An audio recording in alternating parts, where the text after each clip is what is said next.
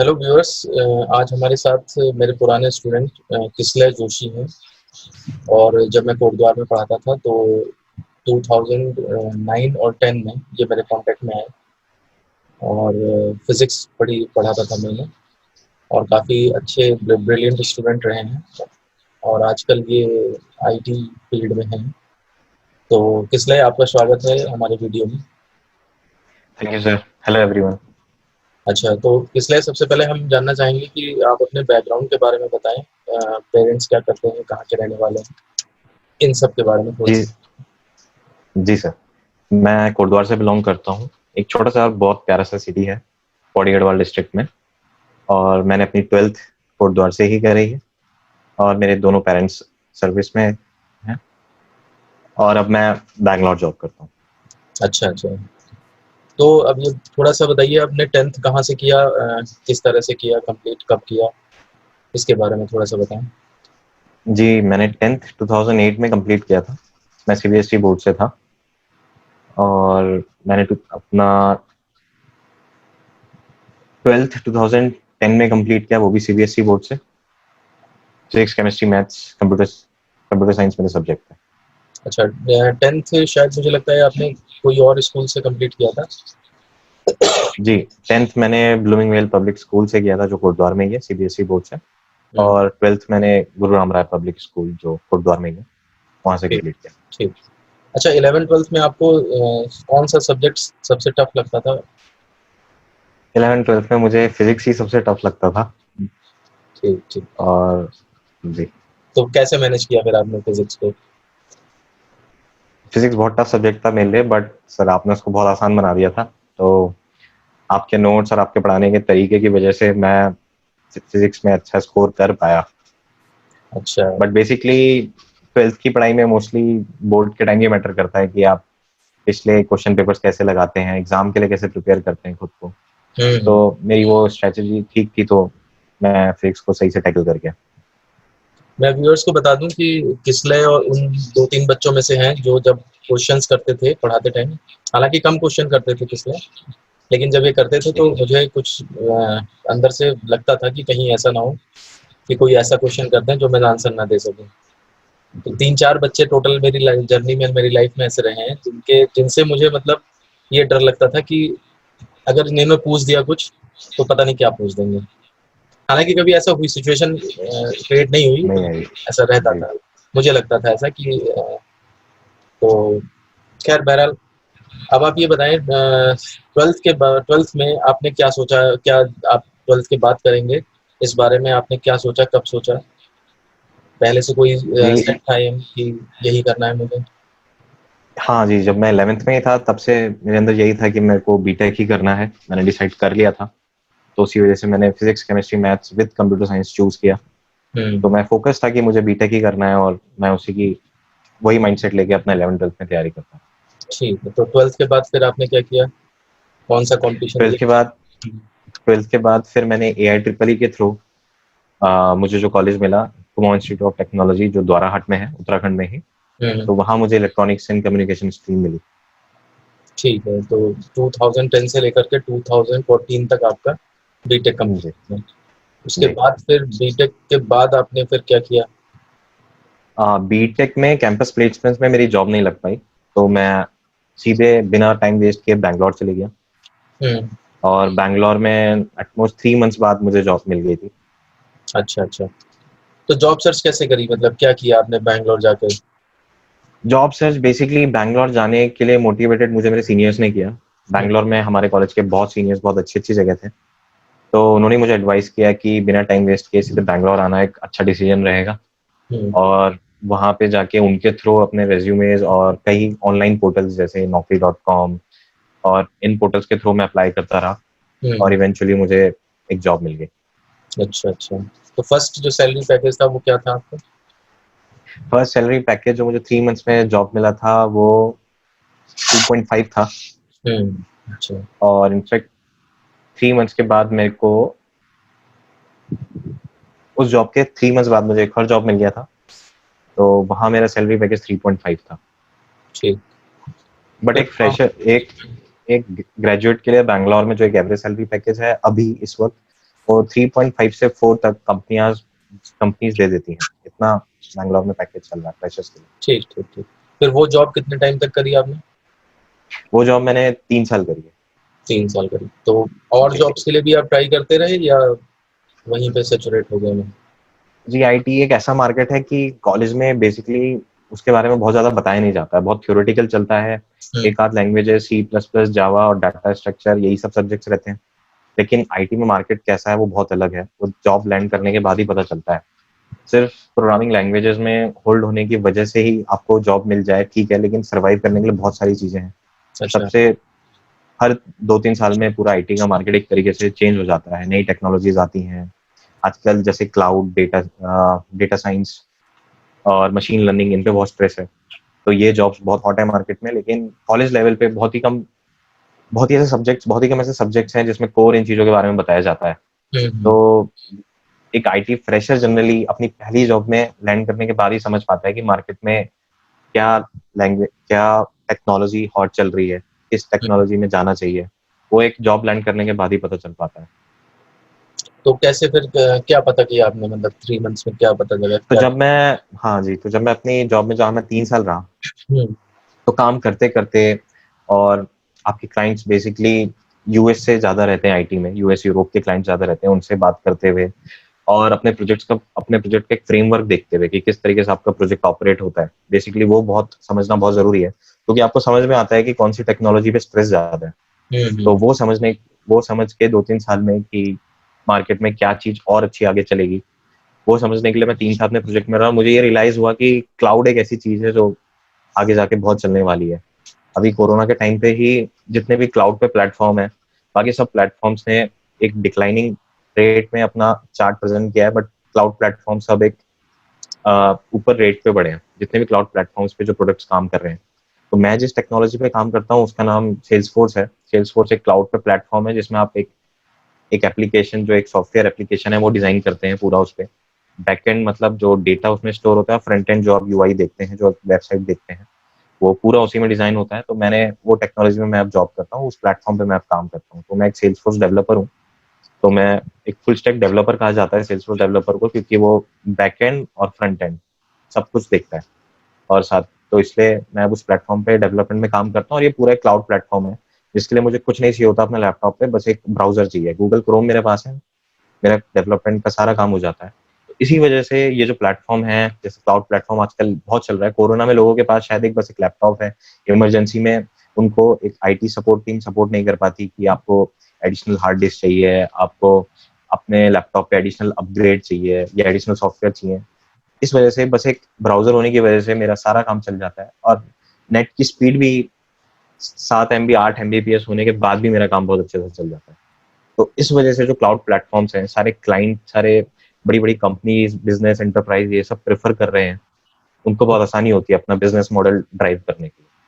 तो मैं ये समझा जब मैं अपने 3 साल अपने प्रोजेक्ट में रहा, वहां मेरा प्लेटफॉर्म नहीं था ये, बट मैं अपने पूरे प्रोजेक्ट का जो फ्रेमवर्क है वो देख के समझा कि क्लाउड में बहुत डिमांड होने वाली है आगे साल। और फिर मैंने वो अपने आप स्टडी करके यूट्यूब के थ्रू और बाकी चैनल्स के थ्रू सीख के अपना जॉब स्विच किया उस डोमेन में। तो अब मैं एक सेल्सफोर्स डेवलपर हूँ।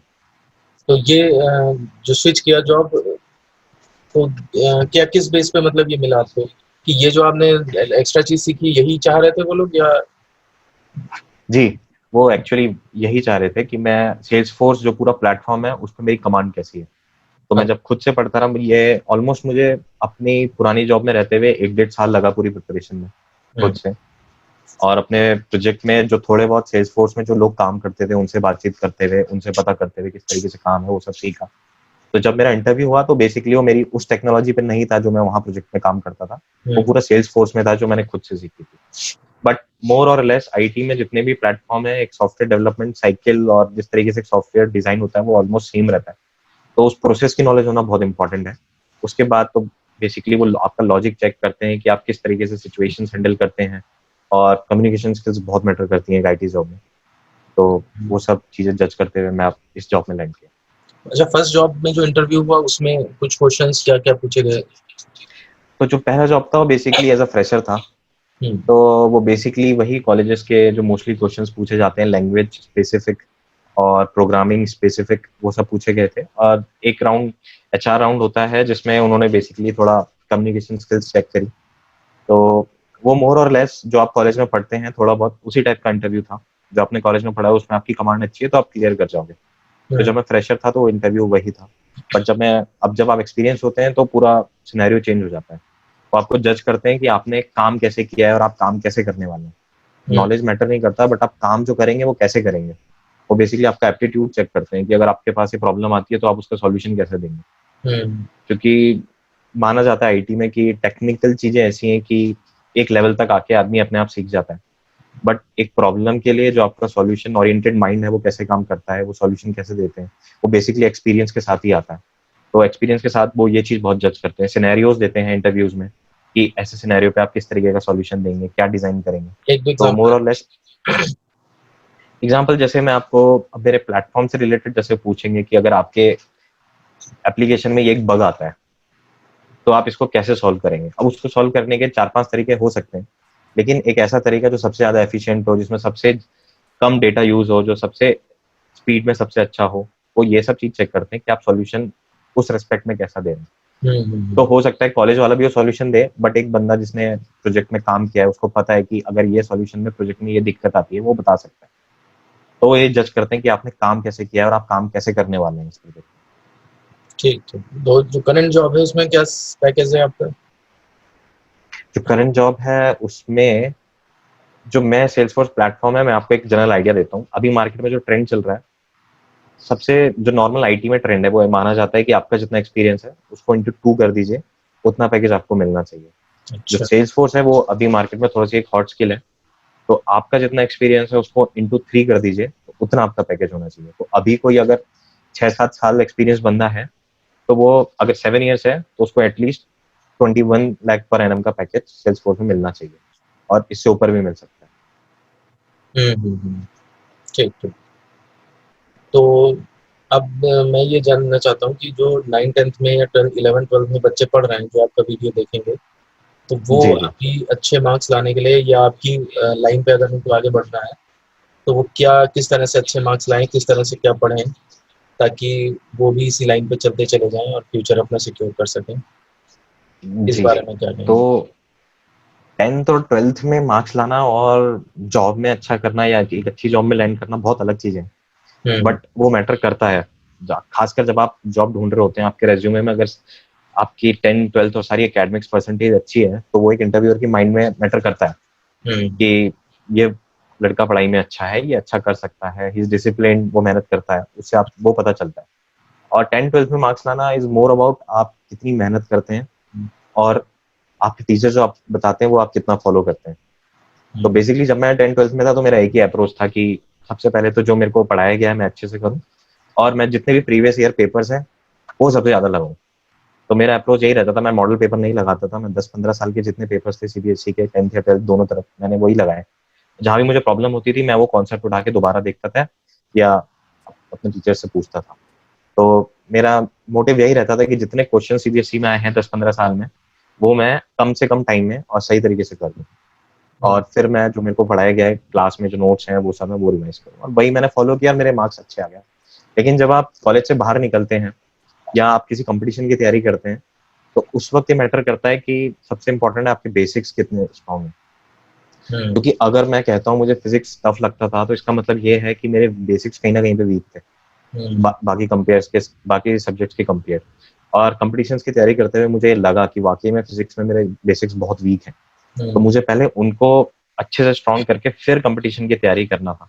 हम्म कंपटीशन की तैयारी करते हुए बहुत मैटर करता है कि आप अपने बेसिक सबसे पहले अच्छे रखें, तब उसके बाद क्वेश्चंस लगाएं। और आपको लगता है कि क्वेश्चंस हो रहे हैं तो आपको अपने आप को सब्जेक्ट इजी लगने लगेगा।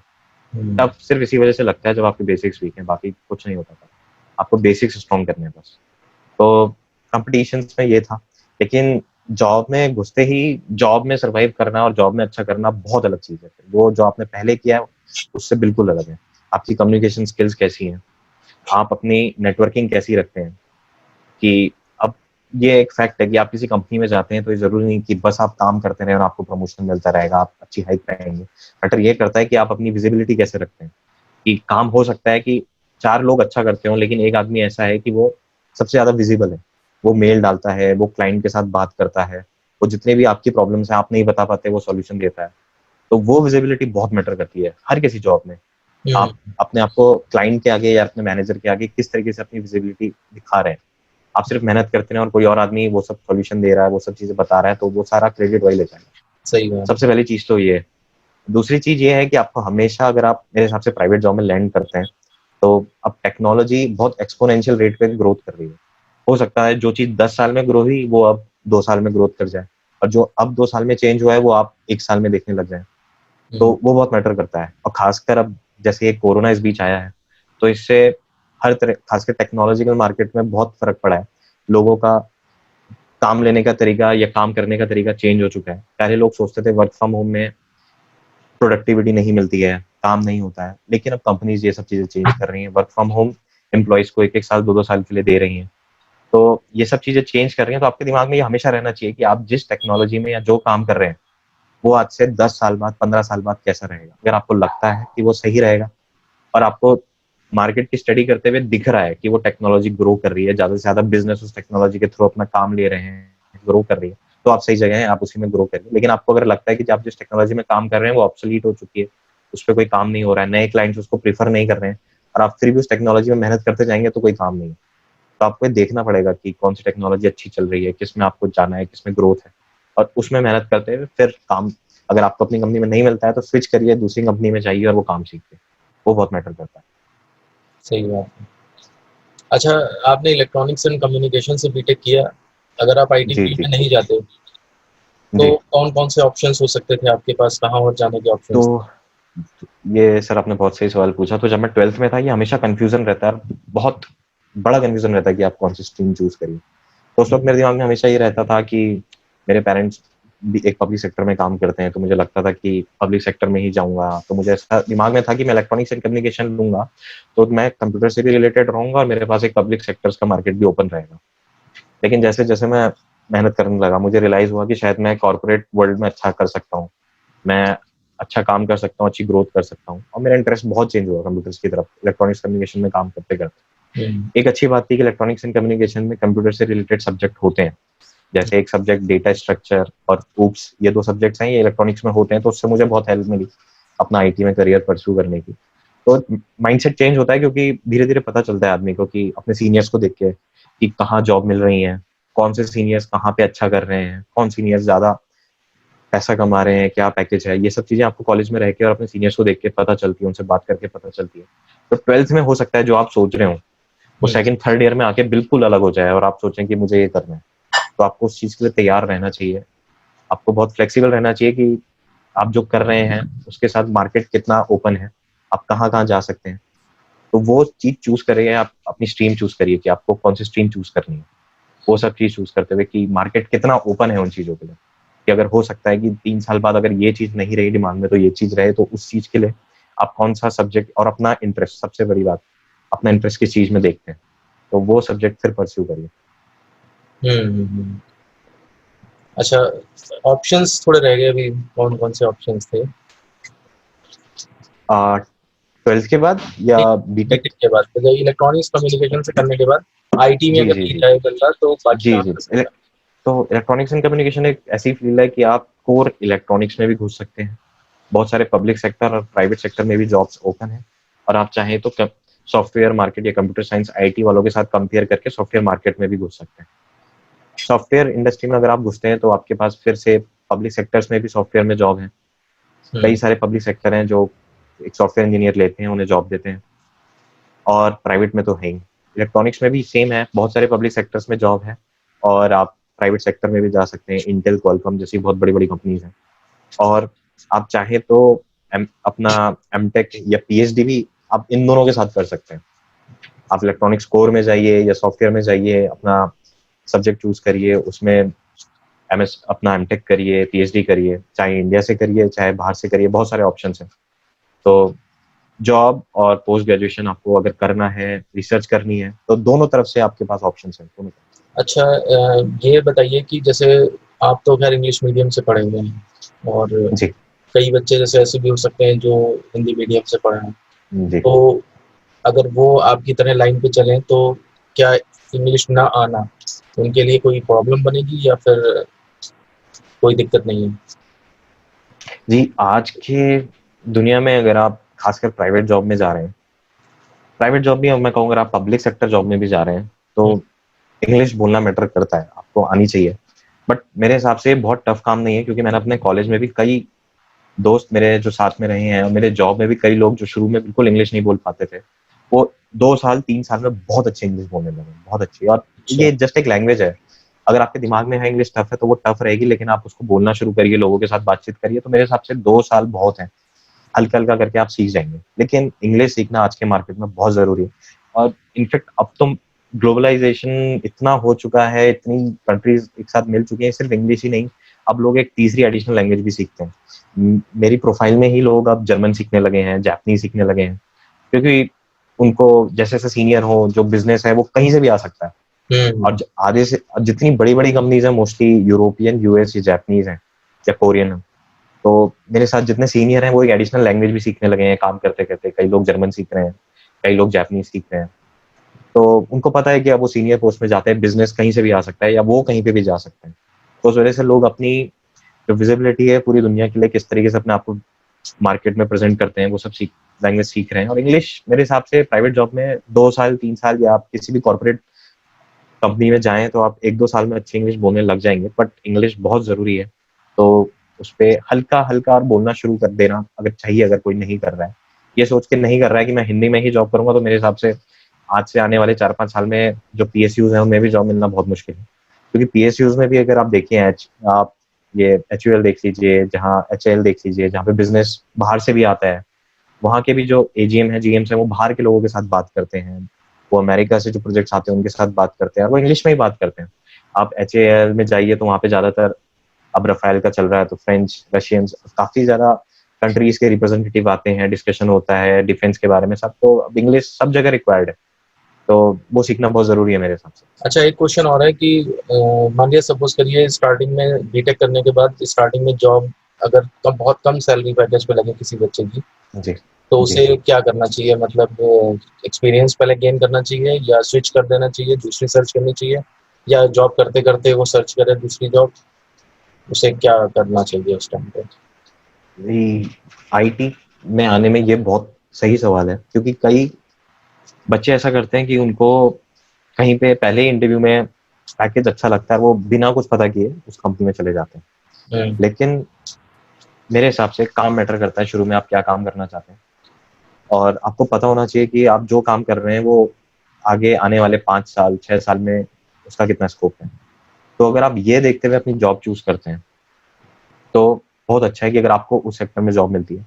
बट ऐसा हो सकता है कि आप 4-5 महीने ट्राई करते हुए भी आपको जॉब नहीं मिली। तो हुँ, मेरे हिसाब से उसके बाद अगर आपको जॉब नहीं मिलती है, तो आप कोई भी जॉब पकड़ लीजिए।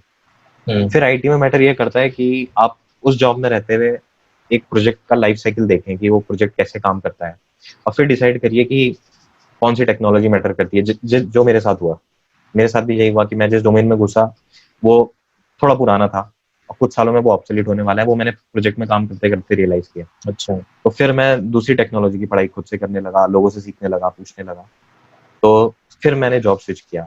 पर कई बार ऐसा होता है कि लोग शुरू में अच्छी जॉब कर लेते हैं, और मार्केट में वो चीज़ बहुत पुरानी हो जाती है, और फिर वो वहीं अटक जाते हैं।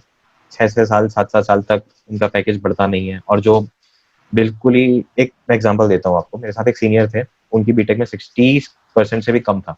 हुँ, उनको जॉब मिलने में बहुत मुश्किल हो रही थी, क्योंकि कंपनीज़ का क्राइटेरिया रहता है कि आप बीटेक में एटलीस्ट 60% या थ्रू आउट 60% आपका होना चाहिए, या एज़ अ फ्रेशर एक eligibility criteria most of the companies रखती हैं। हुँ, तो उनको जॉब मिलने में बहुत मुश्किल हुई।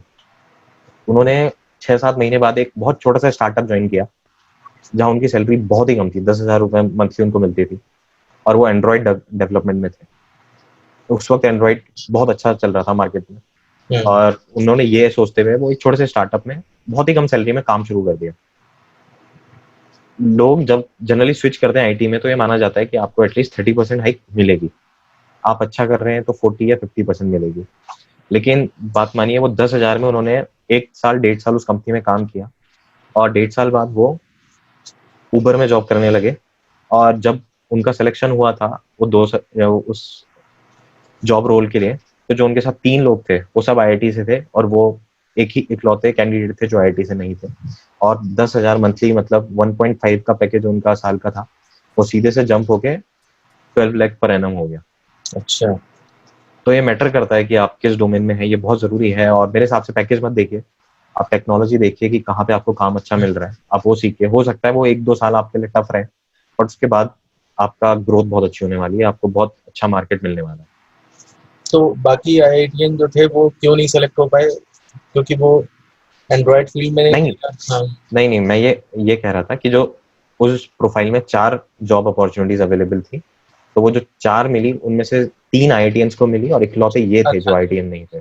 तो किसले ये बताइए कि इस टाइम जो 12th में 11th 12th में बच्चे हैं और 12th करने के बाद वो आईटी या कंप्यूटर सेक्टर में जाना चाहते हैं, बीटेक करना चाहते हैं कंप्यूटर साइंस या आईटी से, तो उनके लिए क्या सुझाव देंगे आप? तो वो जो 12th के बाद आईटी या कंप्यूटर साइंस सब्जेक्ट लेना चाहते हैं, मैं बस ये कहना चाहता हूँ कि लोगों के दिमाग में माइंडसेट रहता है कि एक प्राइवेट जॉब का मतलब है कि आप बहुत ज्यादा काम कर रहे हैं, आप बहुत ज्यादा परेशान हैं, आप बहुत ज्यादा स्ट्रेस्ड हैं। लेकिन आपको ये एक माइंडसेट है। मैं आपको एक एग्जांपल देता हूँ। हमारे उत्तराखंड से, हमारे ही उत्तराखंड से, हमारे कोटद्वार शहर से माइक्रोसॉफ्ट में आर्टिफिशियल इंटेलिजेंस में मोस्ट वैल्यूएबल प्रोफेशनल, जो पहले मोस्ट वैल्यूएबल प्रोफेशनल थे इंडिया के, वो हमारे शहर से हैं। निशित पाठक करके उनका नाम है।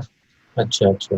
तो आप उनसे मिलिए, या उनके जैसे जो बहुत अच्छे रोल सेट हैं जो काम कर रहे हैं, उन लोगों का अप्रोच हमेशा ये रहता है कि वो कभी भी काम को एज अ बर्डन नहीं देखते।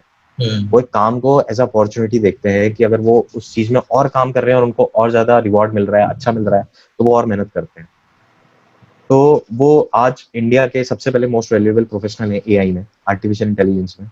और उनका ऑल ओवर वर्ल्ड बहुत अच्छा नाम है। वो ऑलमोस्ट मेरे ख्याल से टॉप 5 एआई प्रोफेशनल्स में आते हैं माइक्रोसॉफ्ट। अच्छा। बहुत अच्छा काम कर रहे हैं वो। लेकिन वो यही है कि वो काम को कभी बर्डन नहीं मानते। वो खाली टाइम में आर्टिफिशियल इंटेलिजेंस से रिलेटेड बुक्स लिखते हैं और अपने आप को बहुत बिजी रखना बहुत पसंद करते हैं। तो ये मैटर करता है कि आप क्या क्या चाहते हैं। आप चाहते हैं कि आप बस 9 to 5 जॉब करें और उसके बाद बिल्कुल रिलैक्स हो जाएं, कुछ ना करें, तो फिर आईटी वो आपके लिए सही जगह नहीं है। आईटी एक ऐसी इंडस्ट्री है कि आपको माइंड में लेके चलना पड़ेगा कि मैं 9 to 5 जो जॉब करूंगा वो तो एज अ जॉब है, वो मेरी सैलरी है, बट मैं अपने आप को 4 साल बाद इस पैकेज पे देखना चाहता हूँ और इतना ग्रो करना चाहता हूँ।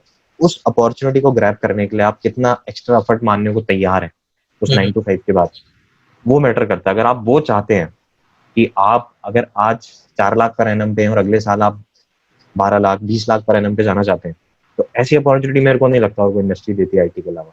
तो बिल्कुल। ये अगर चाहते हैं कि ये अपॉर्चुनिटी आपके पास रहे, ये आप सीख पाएं और एकदम 100% हाइप के साथ आप ग्रो करें, और सिर्फ इंडिया ही नहीं, अगर आप आईटी चाहते हैं तो जर्मनी, यूएस, यूरोप, कहीं भी जाके आप जॉब कर सकते हैं अगर आपका स्किल सेट बहुत अच्छा है।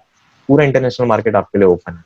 तो ये चीज अगर आपके दिमाग में है, आप कंप्यूटर्स के साथ, आपका प्रोग्रामिंग के साथ इंटरेस्ट है, आप ये सब चीजें अपनी लाइफ में चाहते हैं और सिर्फ 9 to 5 के अलावा भी अपने आप को टाइम देके अपनी ग्रोथ चाहते हैं, तो आईटी और कंप्यूटर साइंस जैसी इंडस्ट्री में आइए और तब अपना करियर परस्यू करिए। और साथ में आपका कोडिंग में इंटरेस्ट होना बहुत जरूरी है।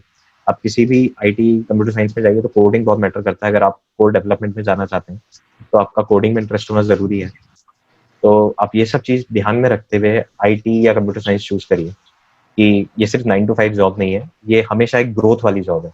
और ग्रोथ तभी मिलेगी जब आप भी खुद उस चीज में अपने आप को थोड़ा एक्स्ट्रा एफर्ट देंगे।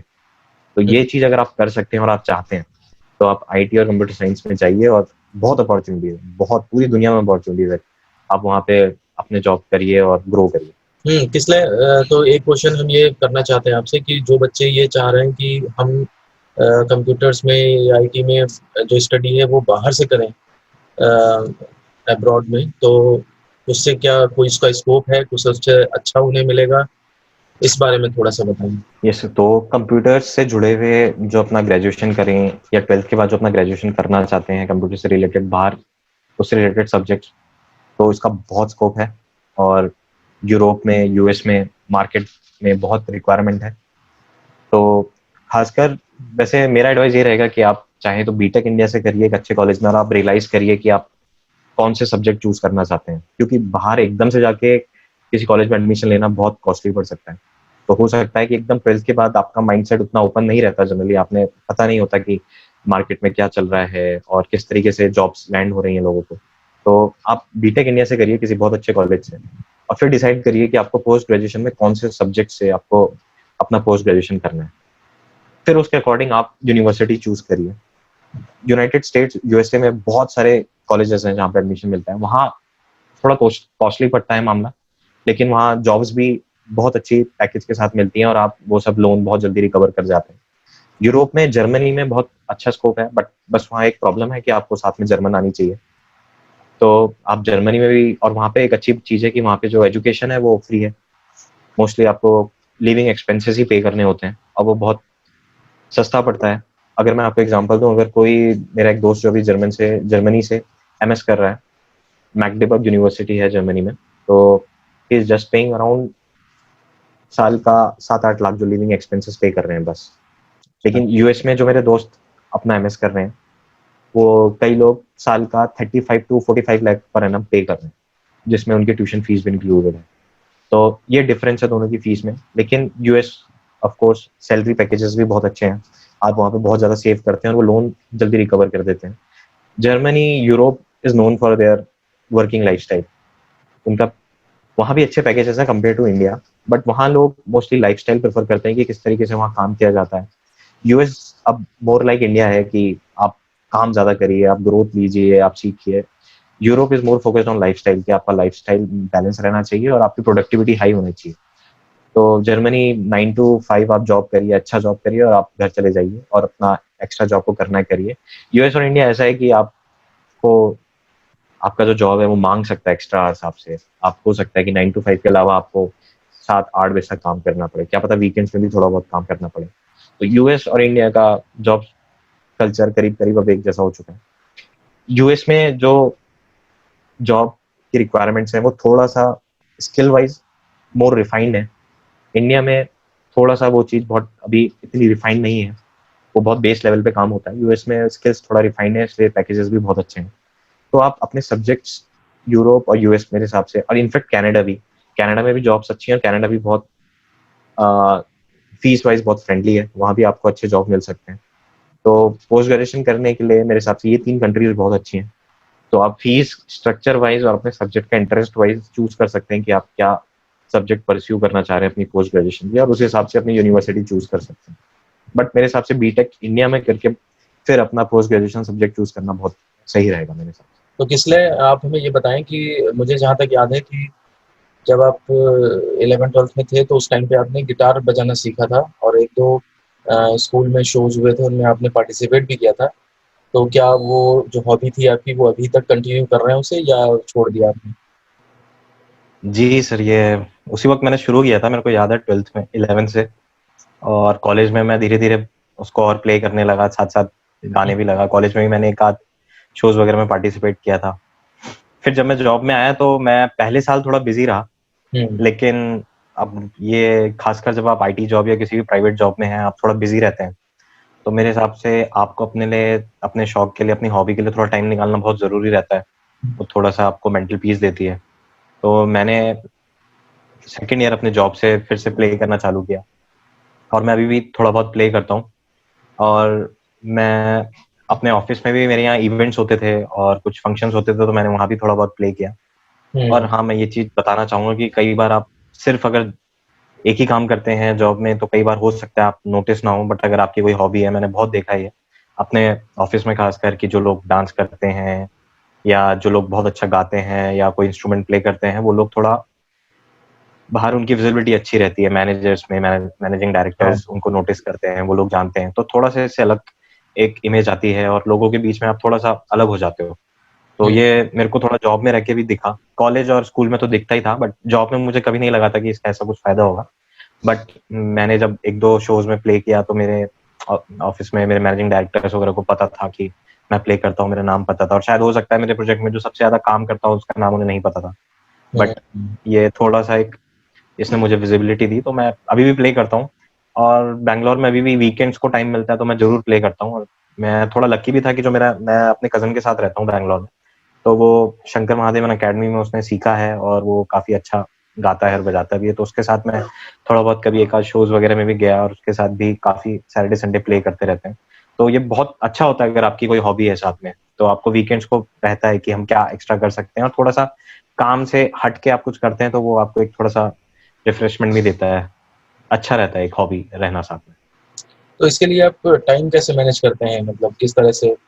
वर्कलोड इतना सारा होता है और उसके बाद किस तरह से आप इस हॉबी को अपने अंदर जिंदा किए हुए हैं? ये टाइम बिल्कुल वीकेंड में ही नहीं मिलता है अब, बट वीकेंड में शाम को 2-3 घंटे सैटरडे, कभी 2-3 घंटे संडे, या जिस भी दिन अगर वीकडेज में भी काम कम हुआ, कुछ टाइम मिला तो शाम को तब प्ले कर लिया।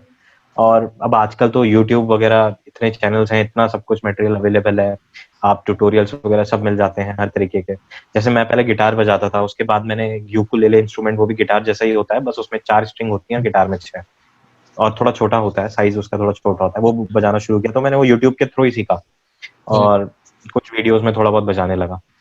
तो मैं सैटरडे संडे को थोड़ा अपने लिए टाइम निकालता हूँ इन सब चीज़ों के लिए, कि थोड़ा सा मैं काम से हट के ये सब चीज़ें कर पाऊँ। हम्म। अच्छा, हम चाहेंगे व्यूअर्स को थोड़ा सा कुछ अगर प्ले करके दिखा दें आप। सर एक्चुअली मैं बैंगलोर से अभी घर आ चुका हूँ, और मैं जल्दबाजी में अपना गिटार और यूकुलेले वहीं भूल गया था, कि अच्छा। कोरोना के टाइम पे घर नहीं ला पाया। एक घर पे गिटार पड़ा था, लेकिन वो बहुत पुराना है, वो खराब हो चुका है, वो अब प्ले नहीं होता। हम्म, तो मैं बिल्कुल सॉरी, मैं प्ले नहीं कर पा रहा हूँ अभी, तो मैं बिल्कुल ला नहीं पाया गिटार अपना बैंगलोर से। अच्छा अच्छा। तो फिर व्यूअर्स कैसे सुन पाएंगे आपको, अगर सुनना चाहें तो? हाँ सर, इसके लिए मेरा एक चैनल भी है सर, तो अगर आप उसको डिस्क्रिप्शन में दे सकते हैं तो जो सुनना चाहें वो वहाँ सुन सकते हैं। ठीक ठीक है, ठाक ठीक बजा है। लेता हूँ, तो वो सुनने वाले सुन सकते हैं कि एज अ काम के अलावा मेरी जो हॉबी है, थोड़ा बहुत उसको टाइम कैसे देता हूँ, कैसे मैनेज करता हूँ। जी ठीक है व्यूअर्स, मैं इनके चैनल का लिंक इनसे लेकर के और वीडियो के डिस्क्रिप्शन में डाल दूंगा, तो आप ज़रूर उसको देखें और देखें कि किस तरह से इन्होंने टाइम निकाल करके अपने हॉबी को अपने अंदर अभी भी कंटिन्यू किया हुआ है।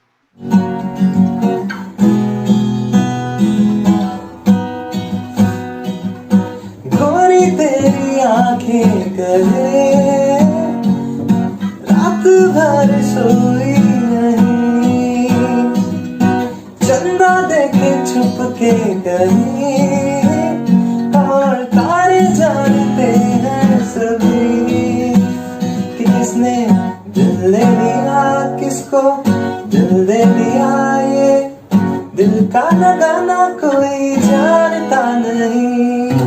गोरी तेरी आंखें गले, रात भर सोई नहीं, चंदा देखे छुप के कहीं, और तारे जानते हैं सभी। अच्छा किसले, तो एक बात हमें ये भी बताइए कि अगर कोई कंप्यूटर साइंस या इलेक्ट्रॉनिक्स से करके बीटेक निकलता है, तो आईटी या इसमें जॉब के लिए वो कहाँ-कहाँ, कौन-कौन से शहरों में अप्लाई कर सकता है? जो शहर मतलब आईटी के हब माने जाते हैं। इस बारे में थोड़ा-सा बताइए। जी सर, इसमें थोड़ा सा गिने चुने ऑप्शंस ही हैं इंडिया में हमारे पास। हुँ, तो मैं रैंकिंग में जॉब्स के हिसाब से सबसे पहले शुरू करता हूँ, तो सबसे ज़्यादा जॉब्स इस वक्त आईटी और कंप्यूटर साइंस में सबसे ज़्यादा जॉब इस वक्त बैंगलोर में है। अच्छा। बैंगलोर एक बहुत, और बहुत जॉब्स अभी भी बहुत बढ़ रहे हैं, बहुत नए नए टेक पार्क्स वहाँ पे सेटअप हो रहे हैं। बहुत अच्छा सेंटर है, किसी को भी अपनी जॉब सर्च करनी है तो बैंगलोर बहुत सबसे पहला ऑप्शन होना चाहिए। बैंगलोर सिटी थोड़ी महंगी है, नो डाउट, बट वहाँ पे जॉब्स के ऑप्शंस बहुत ज़्यादा हैं। हुँ, दूसरा ऑप्शन, दूसरी रैंक पे मैं रखना चाहूँगा कि पुणे हैदराबाद दोनों को करीब बराबर ही रखना चाहूँगा। दोनों में जॉब के ऑप्शंस आ रहे हैं, बट हैदराबाद ग्रो थोड़ा ज़्यादा कर रहा है पुणे से। वहाँ पे बड़ी बड़ी कंपनीज, जैसे जो मेरी कंपनी है सेल्स फोर्स, जिस प्लेटफॉर्म में मैं काम करता हूँ, उनका भी हैदराबाद में ही है। गूगल, फेसबुक, इन सब ने अपने हैदराबाद में ही सेटअप किए हुए हैं। और पुणे पुणे में भी बहुत सारे आईटी कंपनीज के ऑप्शन। उसके बाद मैं चेन्नई और दिल्ली को बराबर रखना चाहूँगा, तो चेन्नई और दिल्ली उसके बाद है। और नॉर्थ में अब थोड़ा बहुत चंडीगढ़ में सेटअप हो रहा है आईटी का, चंडीगढ़ और उड़ीसा भुवनेश्वर में, बट वो उतना नहीं है। नागपुर महाराष्ट्र में भी ये अभी धीरे धीरे सेटअप हो रहे हैं, इनकी शुरुआत हो रही है। बट मेनली कहूंगा तो बैंगलोर, हैदराबाद, पुणे रैंकिंग 2, और मुंबई बोलना भूल गया, मुंबई चेन्नई दोनों बराबर हैं। मुंबई में और भी जॉब्स बहुत हैं, बट आईटी के लिए मुंबई, चेन्नई और दिल्ली को मैं बराबर रखूँ। मुंबई कॉस्टली बहुत है, बस एक फैक्टर जो ध्यान देना पड़ता है मुंबई जाते हैं, मुंबई कॉस्टली बहुत। हुँ। और इनके बाद चंडीगढ़, नागपुर, भुवनेश्वर, ये सिटीज अब धीरे धीरे बढ़ रही हैं, शुरुआत हो रही है इनकी भी। तो किसले आज आपने अपने बिज़ी शेड्यूल में से मेरे लिए टाइम निकाला, तो इसके लिए हम आपका धन्यवाद करते हैं। Thank you sir. और जो व्यूअर्स देख रहे हैं, जो बच्चे देख रहे हैं इसको, अभी वो 9th 10th 11th 12th में हैं या बीटेक कर रहे हैं, उनको अगर कोई प्रॉब्लम है या कोई क्वेरी कुछ करना चाहते हैं वो, तो वो इस वीडियो के कमेंट बॉक्स में लिख सकते हैं। तो हम और किसलय मिलकर बिल्कुल सर। कोशिश करेंगे कि आप लोगों की प्रॉब्लम को सॉल्व करें। और बिल्कुल सर। इसी के साथ वीडियो खत्म करते हैं। धन्यवाद। Thank you sir. बाय चलो सर। फिर, ठीक है, ओके सर, बाय सर। ठीक ठीक।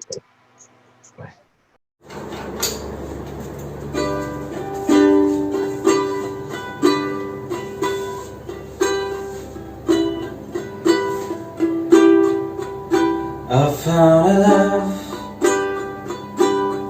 for me,